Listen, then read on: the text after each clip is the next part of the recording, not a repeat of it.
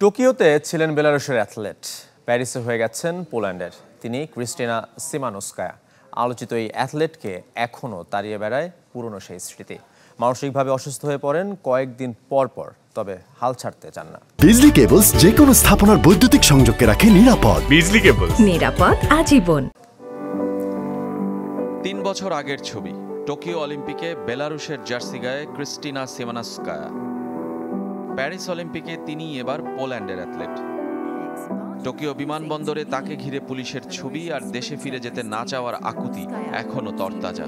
২০০ metre হিটের আগে বেলারুশের coach আর কর্মকর্তাদের নিয়ে সামাজিক যোগাযোগ মাধ্যমে সমালোচনা করায় তাকে দেশে ফেরত পাঠাতে চেয়েছিল। সেবার আর ট্র্যাকে নামা হয়নি। এবার নেমেছিলেন ২০০ মিটার স্প্রিন্টে। ফাইনাল পর্যন্ত উঠতে পারেননি। অপেক্ষায় ৪ গুণিতক ১০০ মিটার রিলে। প্রতিবাদী জীবনের প্রতিফলন অন্ধকার, কিন্তু থেমে থাকতে চাননি সিমানোস্কায়া। তার প্রমাণ বাঁ-হাতের উল্কি, যেখানে লেখা হাল ছেড়ে দেওয়ার জন্য আসেনি।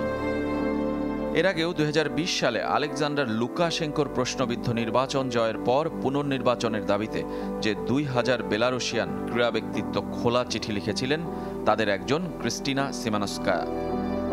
টোকিওতে তাকে প্রথম আশ্রয় দেয় পুলিশ দূতাবাস। রিফিউজি হয়ে পরবর্তীতে পাড়ি জমান সেখানে। ৯ মাসের মধ্যে মেলে পুলিশ নাগরিকত্ব। নতুন দেশে নতুন ভাষা শিখেছেন।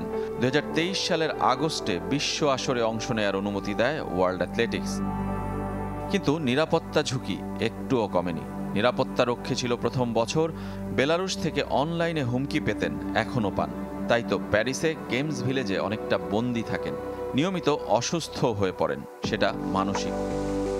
এখনো ভয় দেশে থাকা পরিবারকে নিয়ে। জঙ্গি গ্রুপের সঙ্গে সম্পৃক্ত থাকা আর সরকার বিরোধী ষড়যন্ত্রের অভিযোগে ফৌজদারি মামলা চলছে বেলারুশে। ছোট্ট শহর ক্লিমাফিচিতে তার বাড়িতেও তল্লাশি করেছে পুলিশ, যেখানে এখনও আছেন বাবা মা।